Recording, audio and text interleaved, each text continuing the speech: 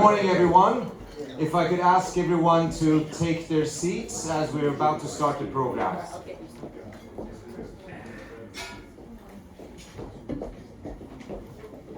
I know seating is a little bit different. This is a bar. Just make the best of it.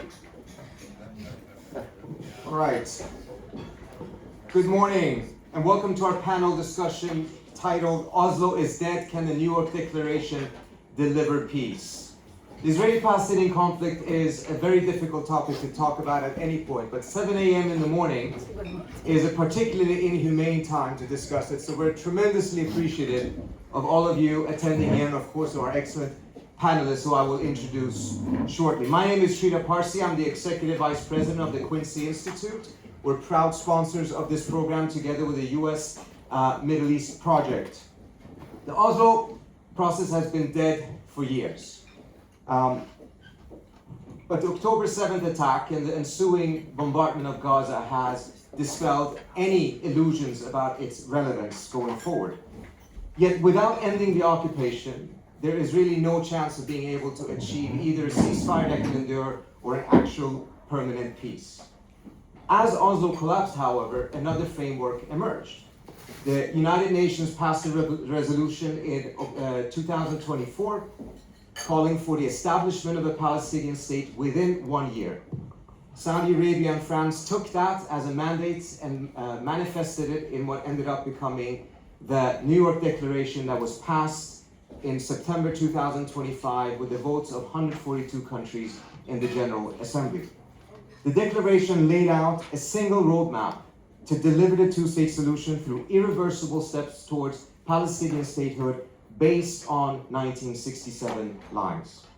But shortly after it was passed, the Trump administration put forward its own 20-point plan, perhaps partly pressured by the declaration itself and the subsequent Board of Peace.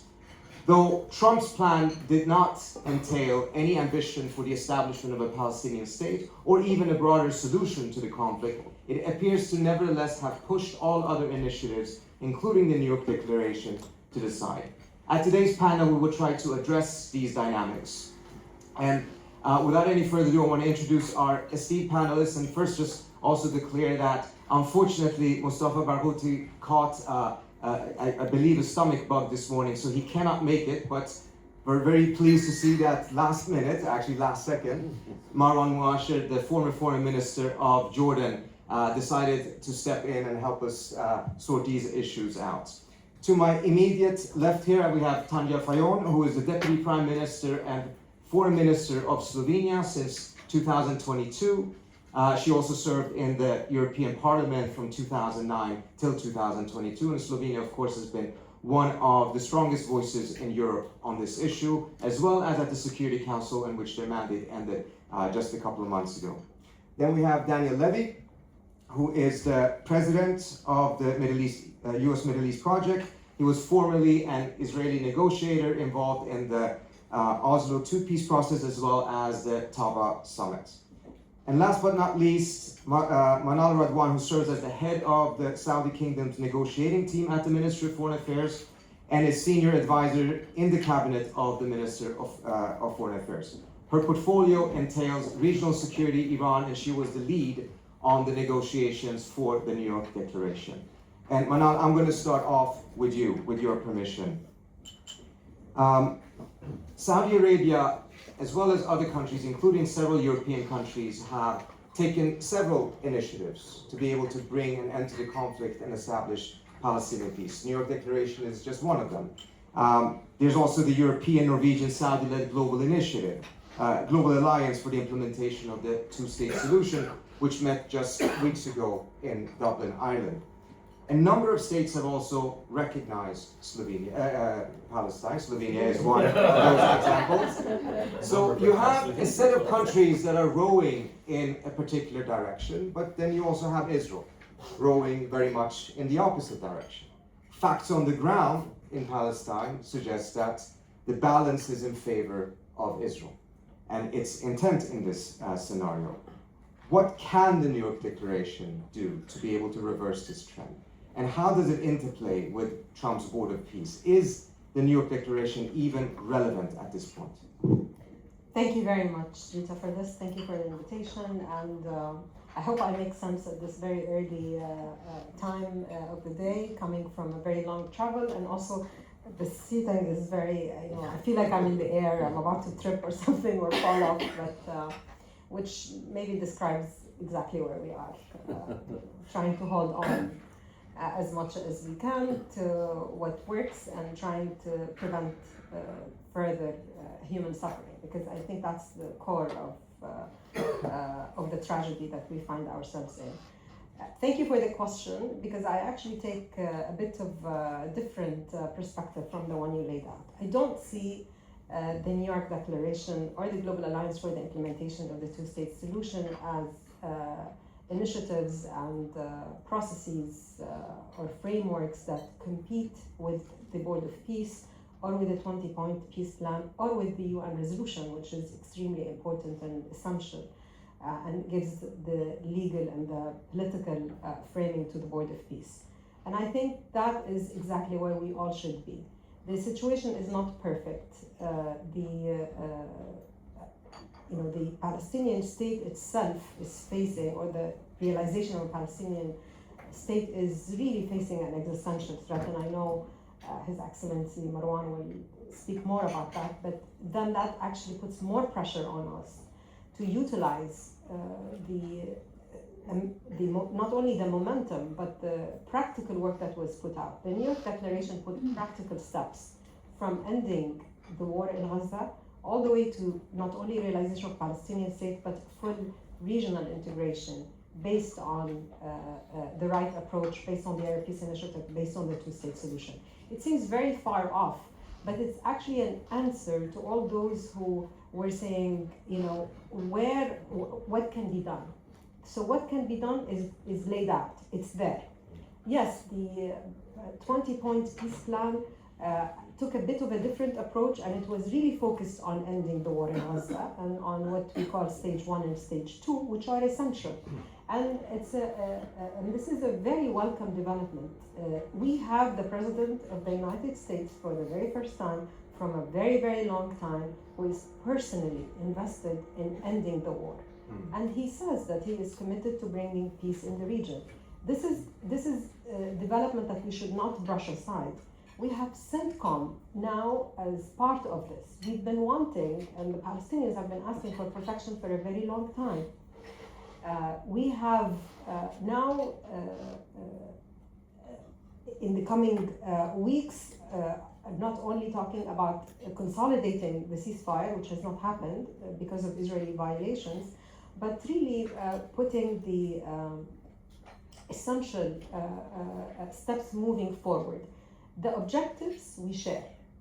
I think most of the international community share the objectives. The way we get there, I think there are different perspectives, and our job is to continue to insist that there are answers to the difficult questions, which maybe we will get, the disarmament, the decommissioning, the role of the PA, how do you unite, bring back the PA to Gaza, you make sure you unite Gaza and the West Bank, and of course, the very dangerous set of policies and that was just passed, and what the Israeli government is trying to do to consolidate practically day by day annexation of the West Bank.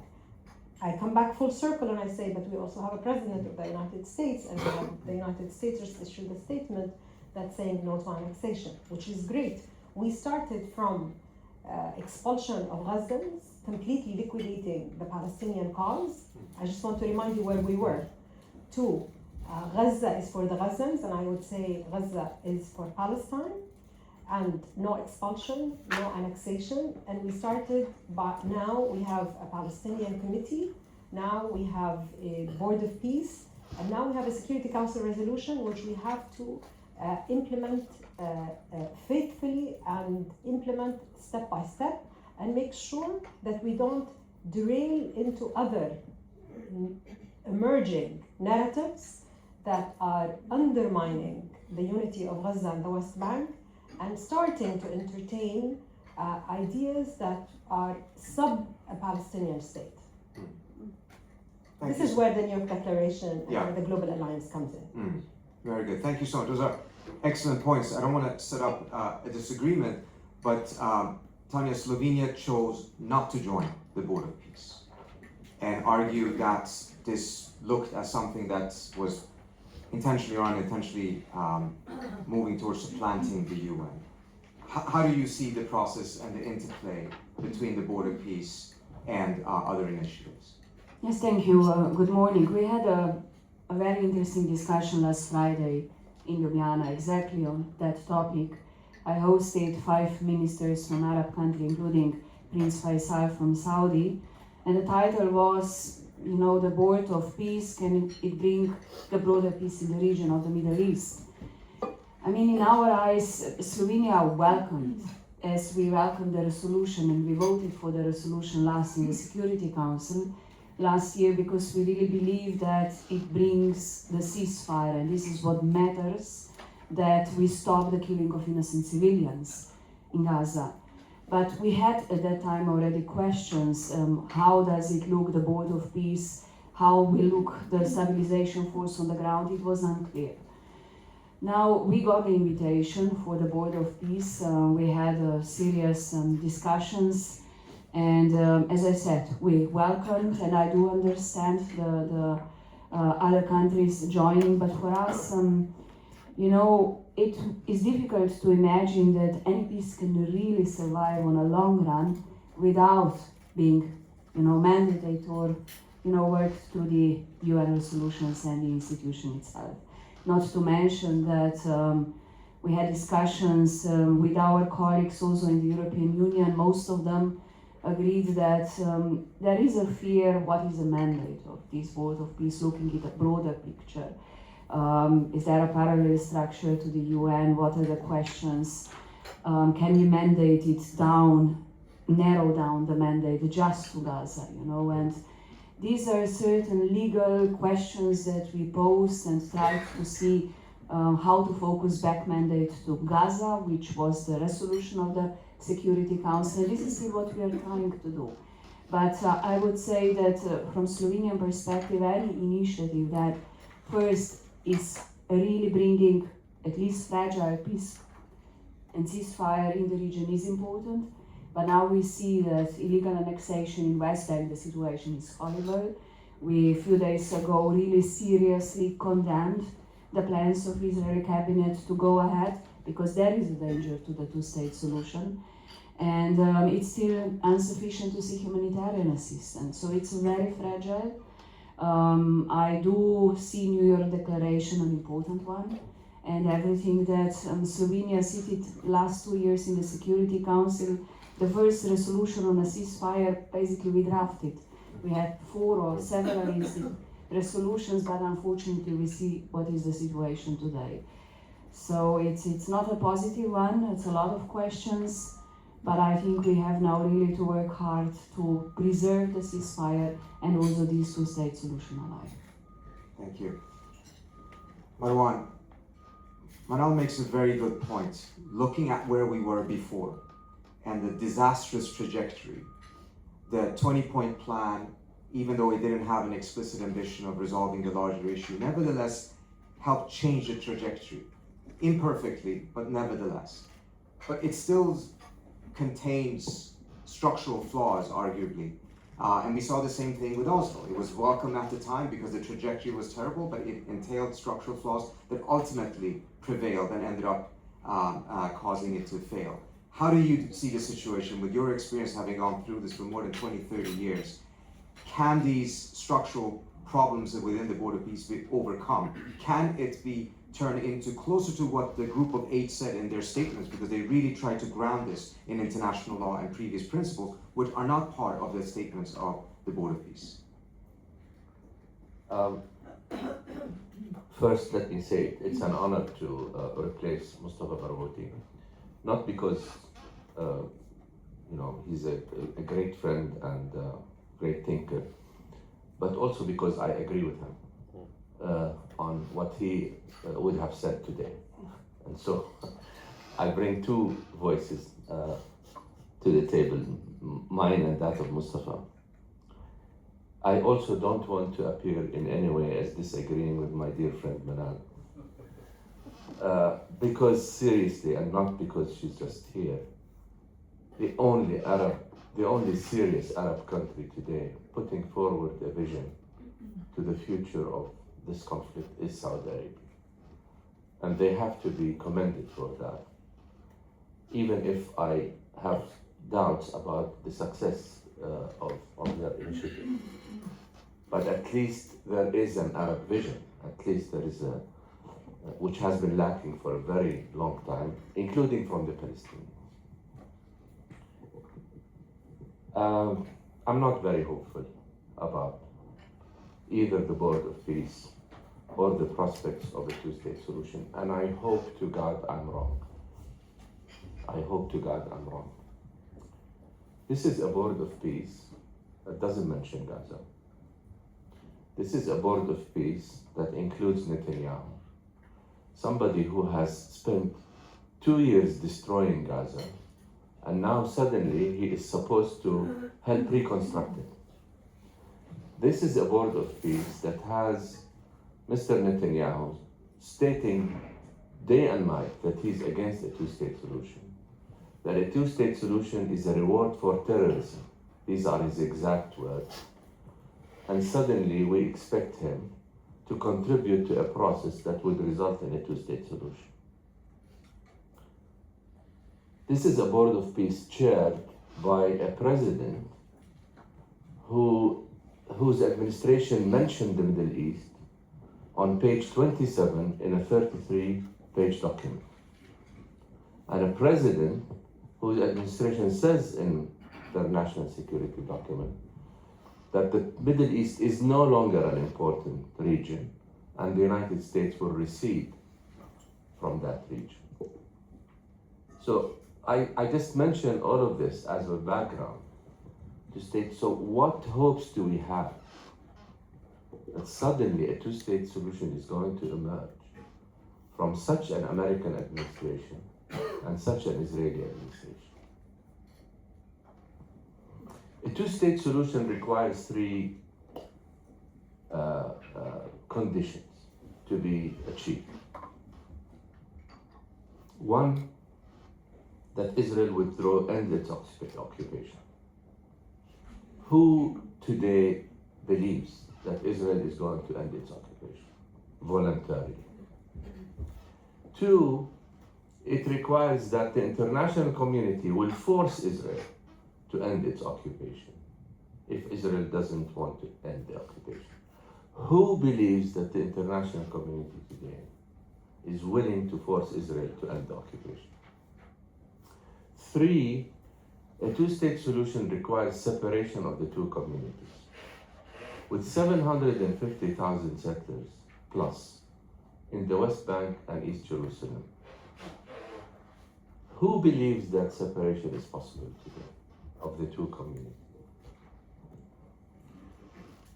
And I'm talking as somebody who has worked on a two-state solution for most of his political career. So please don't think I'm coming with an emotional position. I just don't think it's possible. Unless these conditions are reversed. And I'm yet to be convinced that they are going to be reversed. That, I don't want to leave you with a pessimistic view, because I'm not pessimistic about the future. I just don't think there is a short-term solution to the conflict. Despite all the valiant efforts by the Saudis and by other people, I don't think it is possible. But I do think that we are moving towards not a separatist or a separation paradigm, but an integrative approach, where the number of Palestinians today is larger than the number of Israelis. Let me be more precise. The number of Palestinians today is larger than the number of Israeli Jews in areas under Israel's control. 7.5 million Palestinians to 7.2 million Israeli Jews. We already have a majority. It's no longer 1948 when we had 650,000 Jews versus 150,000 Palestinians who stayed on their land after 1948. Then it was manageable. Today it's not manageable. 20 years from now, it is going to be seen, if not already, as an apartheid state, a minority ruling over a majority in an apartheid manner. And that is something that I think the international community who accepts this fact today will not accept it in 20 years. And so I am optimistic about the future. A one-state solution that people think I'm implying at need not be a one-person, one-vote formula, a liberal one-state solution, because I understand all the problems with that, particularly for Israel. But it can be a federation. A federation like the Swiss Federation, a federation like the Belgian Federation, where people of different cultures, language, aspirations can exercise all these rights, but within or under one umbrella. Thank you, Marwan. Daniel, on that point then, do we have to think outside of the two-state framework, outside of that box in order to get anywhere? And as a result, what does these current initiatives mean if the end of that process is not going to be two different states? I mean, the short answer is yes, but how we get there really builds on, I think, everything I've heard, and it's an honor to be sitting here, not only with yourself, Marwan, but I do very much agree with what you said, that the way Saudi has leaned into this issue in the last period was not obvious and has been very important. Slovenia has led the way in terms of where Europe should be. Slovenia has, if you like, passed the Mark Carney test of are we serious about building those very necessary layers of creating an order where we walk the walk and talk the talk. We don't just pretend and apply it in a totally ununiversal fashion. But we're still failing. And so no one should make light of the fact that we are no longer in the lowest depths of the mass killing, starvation, genocide in Gaza. And so the fact that Biden didn't go there. The fact that one got this president to do that is something. What is being attempted now, because having gone from those depths, we can't say that we're in a good place. There is still killing every day. Israel occupies 58% of Gaza. What's needed is not getting in. The situation in the West Bank, let me just pause on this for a moment, is de facto annexation. In some respects, worse. And we've set this bar that is perfect now for the Israeli side and for those who said, well, the one red line is annexation.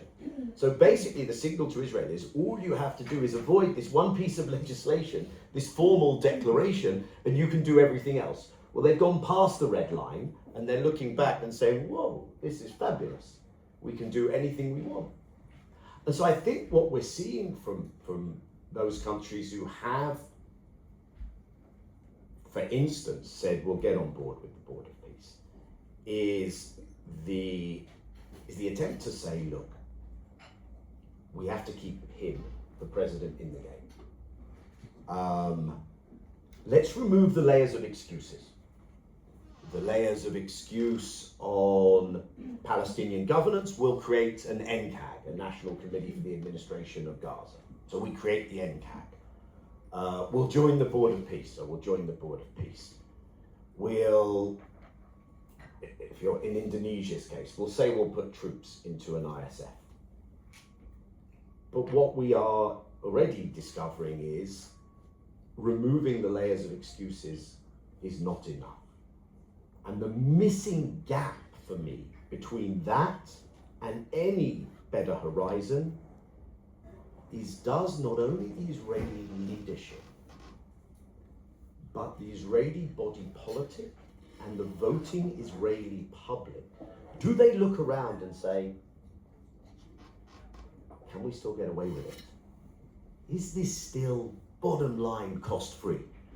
Do we still have both the capacity to militarily dominate and the capacity to go about our business in our international relations while committing these crimes with impunity? And if the Israeli lived experience is, we can do this, we still participate in international sport, tick. We still have the trade relations we used to have, tick. We still have the arms trade relationships that we used to have, tick. We can still travel visa-free to those places without having to even fill in a form. Were you involved personally in just a box where you have to say, no, I wasn't personally involved in committing genocidal acts, inciting to genocide during this Gaza conflict. If all of those things are still in place, I think it would be a very strange and unexpected development where Israelis to say, you know what, let's do this differently. So I think there's a ramp that is missing here if one's going to segue from one to the other. And one of those things, to carry on from what Marwan said and to directly answer your question, is to say, whatever you do, we're still going to have this mantra of two states, even if you totally redefine it to mean apartheid. So I do see a scenario in which one can transition from a genocidal policy to an apartheid policy. But I don't think that's a standard that we should want to pursue, and I'm not suggesting anyone here wants that at all. And I think one of the ways of piercing this is to say, and is to make clear in policy, that two states is an option. Two states is a non-zero sum option, but there are other non-zero sum options.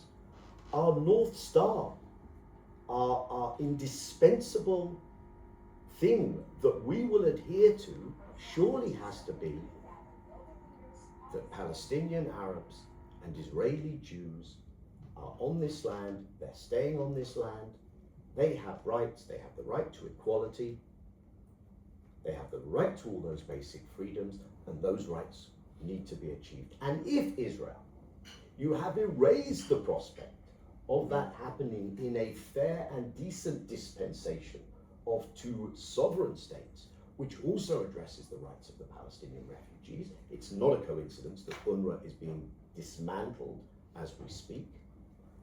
But if Israel, this is not a direction you accept, then the demand has to be equal rights. And I think you put that on the table along with the accountability and ending impunity, and not overnight, but you begin to create a different dynamic. Thank you, Daniel. Both you and Marwan mentioned the necessity of some accountability, some consequences for violations by the Israelis. In the New York Declaration, there's no mention of sanctions, because at least the last document I saw, my understanding was that it was too difficult to perhaps get it through. Correct me if I'm wrong. Is there an appetite? And if there isn't, what are the measures that may be needed to get to that point?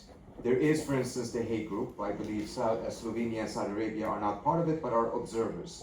It's based on ICJ rulings. It's based firmly in international law. What is needed to be able to get to those type of accountability measures that otherwise are always there when it comes to conflict resolution? I beg to differ, and I say not only does the New York Declaration has a section on accountability and has and in the annex it has actually practical measures that talk about all the different ways of accountability, and it mentions all of the ICJ rulings as a basis to the New York Declaration, and asks for the implementation.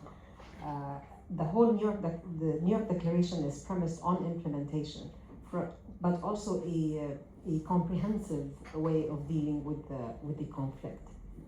I want to say that, and there was actually one of the working groups was on accountability. You know, we had 8 working groups, and one of them was about on accountability. So it was front and center to our approach. But I want to mention something. Look, I don't think we differ so much from the very bleak picture that was just shown to us. And I was trying to allude to it. I was saying annexation is happening day by day. It's not happening wholesale at once, but it is happening, and we need to pay attention to it. I was saying that, you know, even the word Palestine doesn't really appear. I said even the National Committee does not have the word Palestine. It has the word Gaza in it. I said, and I meant to highlight this whole idea of Gaza for Gazans, no, Gaza is for Palestine. So these are serious developments that are happening to really give away with the Palestinian cause and completely destroy all the principles of achieving peace. So then why are we talking about the New York Declaration or the Global Alliance or our membership in the Board of Peace? Because that requires more engagement, not less engagement. That requires that we are basically trying to prepare and perhaps maybe try to prevent the worst, while also not hoping but building for the best. This is the approach. We want to minimize damage as much as possible, and we want to hold on to what we have. So I actually have a problem with when you say Oslo is dead. We don't want Oslo to be dead. It was not a perfect process, but it created something that we are holding on to, and we are trying to preserve and build on and correct. So it's really, like I said, the objectives are very identical. The approaches maybe are different, but we need to strategize and coordinate these approaches. Now, when we talk about the two-state solution is near impossible, it may be near impossible. One of the first meetings of the Global Alliance was to actually tackle this. What if we cannot have a two-state solution? What are the alternatives? The issue is that you have two people, you have one land, and they have to learn how to coexist peacefully together in order for peace and security to prevail, not just in the region but in the world. That's the core of this issue. How do you get there? Well, even if you look at a confederation, even if you look at a one-state solution, you need to protect the rights of the Palestinians. And this is what is at core right now. So when we talk about Global Alliance, New York Declaration, two-state, Board of Peace, even the 20-point peace plan, which we, I want to say positively, also engaged in, to preserve what? It talks about the right to self-determination. This is the basic, this is the core. And so instead of putting all of our energy on just saying these things have not worked, which they have not, we want to put our energy on how to correct, how to protect, and how to shape the future. Now, I will tell you one thing. The Palestinians are going nowhere. They are going nowhere. Have you seen all of these Palestinians coming back to Gaza? Now, when most of, I'm sorry to say, it breaks my heart and shatters my heart into a million pieces when most of Palestinians are actually living in sewage with nothing, inhumane, undignified, and they want to come back. They don't want to leave. Huh? Now, this means that all of the security-based solutions, all of this feeling that, you know, this can be solved through military means, liquidating Palestinian cause, forcing a certain vision that does not budge to any respect or to the Palestinians or offering them any kind of dignity, will be resisted by the facts on the ground. It will not work. It will cause more suffering, and it will put the region in even a more difficult position. So there are two ways to do it. Either we go through even more suffering more insecurity to both people, or we have a better solution. And the minute that all the parties to the conflict understand that this better solution is possible, now we end in a confederation, we end in two separate states, we end with the one state with equal rights. All of these are open questions. They are all possibilities. We are not trying to predetermine this. This is, at the end of the day, it is about the right to self-determination. And it is the people of this land that will determine how they want to be governed and in what way they will learn how to peacefully coexist together. Thank you. Marwan, I know you want to come in. I also want to get to the audience for questions. I do have one for the Deputy Prime Minister as well about Europe. But Marwan, very quickly, your response. Very quickly. No, I see a very important convergence here of views between what Manal has presented and what others have presented. I'll tell you my idea. We have focused for far too long on the shape of a solution first, whether it is two states or whatever, and we have ignored the issue of rights. So shape comes first. Once we have a two-state solution, then we can approach the issue of rights for the Palestinians. I'm not talking, this is not the Arab position, but this has been the international position, and it certainly has been the Israeli position. What I am suggesting, and I hear a convergence of views here, is let us talk about equal rights first. Let us all decide that Palestinians and Israelis have collective equal rights, and then let them figure out the shape of the solution. They want two states, they want one state, they want to, it's up to them. But if we cannot agree on equal rights as our departure point, nothing can be achieved. And today Israel denies equal rights for the Palestinians, denies it openly and, in an apartheid manner. And so long as Israel does that without accountability from the international community, we are not going to make progress on the shape. Tanja, does Europe recognize equal rights for Palestinians and Israelis? I don't want to comment in the name of Europe. I think it's here on these countries in the European Union quite differ. And I can tell you one thing, that it's also in the DNA of Slovenia, and this is that every nation has a right to self-determination. And I do remember times before Slovenia recognized Palestine, these 3 years ago, together with Spain, Ireland and Norway, that I traveled to Israel at least twice, to Tel Aviv, to really engage in a discussion at that time with the minister, to realize that at the end of both meetings that we agreed to totally disagree, because there was no mentioning of any possibility of a right of self-determination or nation of Palestine to exist. And this was the turning point. Also was not an easy decision to be that isolated also among the EU countries, that we said this is the last hope we can give to see that the situation on the ground is deteriorating. And we even went further to see that this is not leading to any permanent ceasefire, that we introduced a lot of bilateral sanctions. Maybe it was not, in a significant numbers, like arm embargo, trade embargo, persona non grata, etc. But we paved the way in our discussions inside EU. We showed the mirror. It's also about accountability.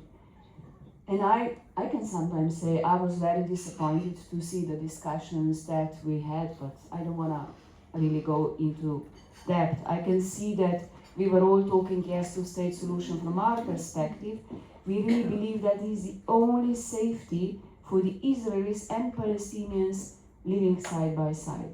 I had a lot of meetings also with the civil society, from Israeli side, from Palestinian side, thinking about initiatives going beyond that. But I think it's still too premature to talk.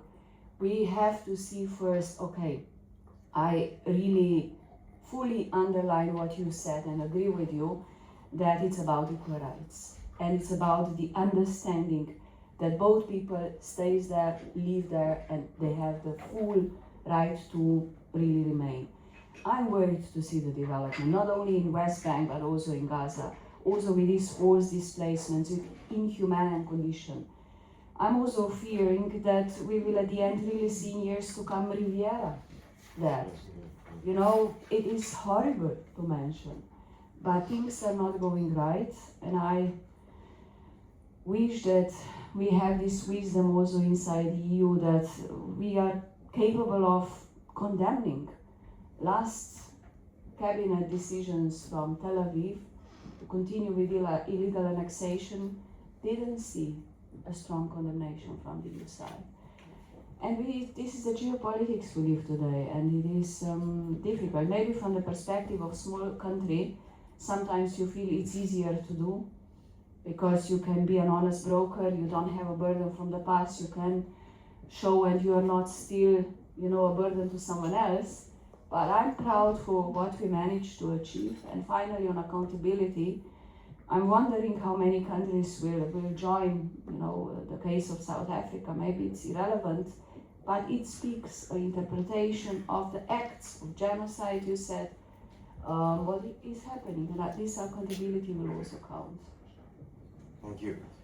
Those who have questions, please raise your hands. I will call on you, but quickly, Daniel. I find this conversation, having sat in conversation like this for an awfully long time, actually quite fascinating. And I think it speaks to this issue is in a transitional phase. And transitional phases are difficult.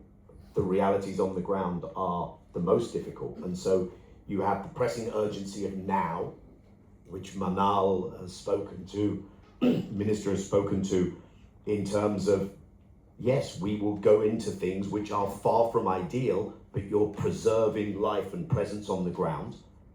I think we are in a phase where Israeli overreach, and I will articulate this in ways that many Israelis would be uncomfortable with, but I think many other Israelis recognize at some level that there is significant overreach here, and that this could have major elements of this being self-defeating.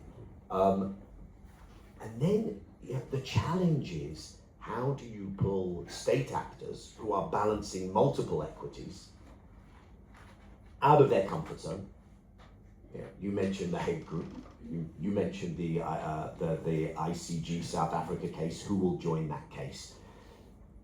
And then the role of the rest of us, the role of not only experts and analysts, but a mobilized civil society to hold their feet to the fire, to pull people out of their comfort zone. And I think these things are happening. They're happening at a time when appalling things are going on, and they're happening far too slowly.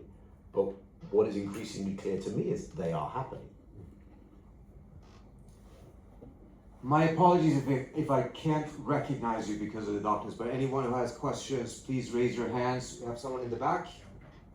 Go ahead. Please introduce yourself as well. Yeah, good morning. I'm Elvin Waters. I'm the Deputy Minister of South Africa for Foreign Affairs. Let me first, just indicate that obviously South Africa welcomes any peace initiative, notwithstanding our comprehensive reservations on the peace board, but it is an outcome of the UNSC 2803 resolution. But of course, we would encourage those states that have signed up to the offer to actually ensure it's broadly representative.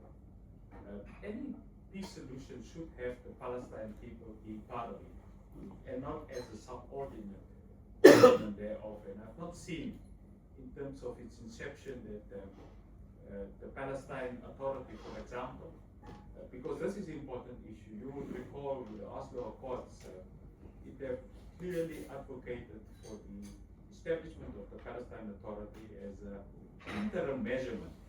Remember that time it was also an interim measurement. Today, the peace board, it's almost a mirror image of the establishment of the Palestine Authority, because it's still transitional. So we would encourage obviously states that have agreed to sign up to the peace board to look at the transformation component of it. And I know that the debate has been on the administrative segment. I think any peace solution should have the enforcement of the stabilization force, which is also a mandate of the peace force, but we have not seen, for example, Europe as an important ally of the peace-loving nations deposit, views around that issue. Second and lastly, of course, we are at the Munich Security Conference. I think what pains South Africa is that it seems there is Europeans, broadly speaking, are not as animated on international respect for humanitarian law and international law. For example, the central topology on what is the role of the ICC, ICJ. You'll recall when President Putin has been indicted, South Africa were obligated to say we are going to enforce the ICC indictment, notwithstanding anything else that could happen to us. We have not seen the same type of energy from Europe that says, look, we are going to enforce the ICC.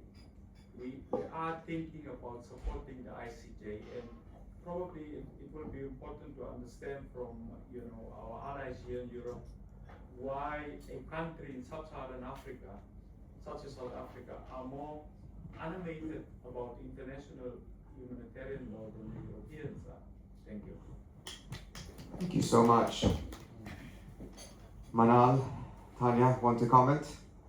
I mean, when I was now sort of listening to ICC and ICJ, I am often engaged in the work of International Tribunal because, we really try to fully respect and support the work of the tribunals. You will recall that one of the judges from Slovenia was exactly sanctioned under the US regime on the case of Putin. I think you are very right to say we have to stand against. When there are court decisions, we do have to respect them. And we will continue doing so because there is no, higher force than the work of international courts, and they are seriously undermined. They are seriously undermined, especially looking what's happening with ICC and also ICJ to some extent. I think on the accountability we have to really put a very, very red line that there is nothing above the law. Yeah, of course, I just want to say that Saudi Arabia fully supports, South Africa, and we fully back the ICJ and ICC ruling. But that actually speaks to a bigger problem. This erosion of international law and international institutions, this is real, and this will have consequences. So with spread of violence, with resorting more to coercive and war and genocidal acts, to think that this will bring you security, to a full-fledged war on international institutions, UN included, erosion of international law. What do you expect will happen? These are the facts on the ground and the reality that will force itself on decisions, even if the balance of power is exactly what you described in the beginning. But the problem is that this comes at a very high human cost. So before we do the correction, and there will be a lot of suffering, and this is what we are trying to prevent. If I could just quickly ask you that, Manal, because you're quite right. International law, norms around the use of force are just being shattered. What we saw happening in Gaza with an excessive collective punishment being normalized is now being implemented in Cuba in a way beyond what we have seen before. But what would you say to those who then argue that the border peace in and of itself is also something that undermines the authority of the UN Security Council and the UN institution as a whole? Exactly the statement that you have mentioned, that Saudi Arabia's role, and also the other 7 Arab and Muslim countries, Their membership is based on Security Council Resolution 2803 and full support and compliance to international law, and that, as I said in the beginning, that this is what provides the legal and the political framing for the Board of Peace, and we will stick with that, and this is our role inside the Board of Peace. Any other questions? Go ahead. Hey, Philippe Lopion from Human Rights Watch. I'm here. Yeah, thank you so much for the discussion. And, several of you have mentioned that the fulfillment of rights of Palestinians shouldn't have to wait for a solution. It's been like that in the past. It's been delayed. Daniel, you mentioned, and my organization has documented the crime of apartheid, acts of genocide, ethnic cleansing for many, many years. So my question is about consequences for these crimes. If we all agree that these rights cannot wait and that there has to be a consequence for denying them, Daniel, you mentioned the Carney test, which I really like the expression. If we are to see a sort of global coalition of countries that rise up to protect a rules-based world order that is principled to the points of the minister, that protects, supports the ICC for Ukraine, but also for Gaza. What's the Carney test in terms of consequences for Israel? Our organization has called for arms embargo, individual sanctions, obviously international prosecutions. But what's a credible, realistic goalpost to set for a Carney test, if you will, in terms of what states should impose as a consequence for Israel for these violations? I think sanctions is the natural next step. Some countries in Europe are seriously looking at this. The EU will probably never have a unified position on this. But sanctions is the next step. As Daniel said, Israel has to understand that there are consequences to its actions. We are talking, these are Chatham House rules, I assume. I don't know if that's but anyway, I was talking, okay. The silence is the answer. I was talking to the political advisor of a middle power country, okay? An important middle power country. And he asked me how his country should move from now on beyond recognition of Palestine, which his country did. And I said sanctions. And I expected the answer to be, you are dreaming. He didn't say that. He said, my country is seriously thinking about this. So there are more countries in the world that are now seriously thinking about sanctions. And, the Israelis, frankly, are making it very easy for other countries to think about sanctions because, as Daniel said, they have overreached beyond any reason. And so that would be my answer. Sanctions should be the next step. Daniel. Yeah, I endorse everything that Marwan said. And I think what Carney embedded that position in was, I can't remember the exact terminology he used, but a kind of values-driven realism. And so I think the question is, what outliers and at what level of criminality fall outside the scope of the realism part of that phrase? And the answer from too many Israeli, American, allied Western states has been, there's no level of criminality that can pull this into, we have to act. And I think that has tremendously undermined international law and the international architecture. And I think an honest and effective going in the direction that Carney set out means that you are going to have to circle back and say, okay, the kinds of things that Slovenia and others have done are the minimum that are necessary, but they're the first steps to take. And I want to clarify, I don't believe the all-embracing sanctions can actually squeeze a place into doing whatever it's being told to do. But I do think that we now have clarity on what absolute impunity induces. And it induces the kind of appalling criminality that we've seen in Gaza. And my argument would be that there's a tremendous space in which to operate, given that the bar right now is absolute impunity. And so you escalate and you lean into escalating and you see what impact that has, and then you reconvene and that will only be done if there is pressure.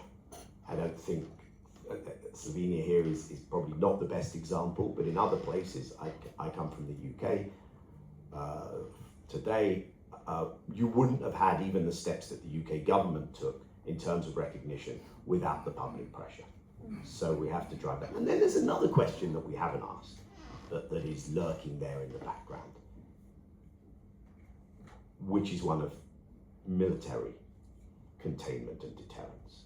And I think some of what you see in the region at the moment, and this isn't the question of sanctions in the kind of way we've been speaking until now, but I think you do see some states in the region looking around and saying, these guys are out of control. Doha is bombed. Many other Arab capitals is bombed.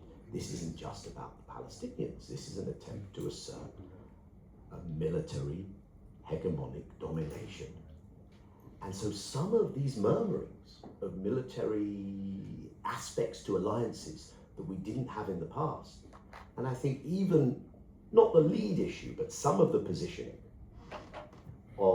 even on Iran now. Do you want to further imbalance that regional equation?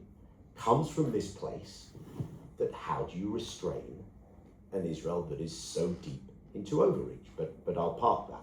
But I think our South African friend really posed the question exactly as it should be. Where are you? Where are you, Europe? We're in Munich.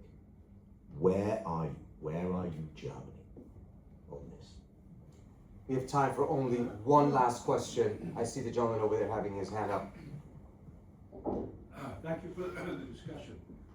John McLaughlin from Johns Hopkins University. Allowing that the principal issue is equal rights for Palestinians and Israelis, one still has to think about in what form that is captured.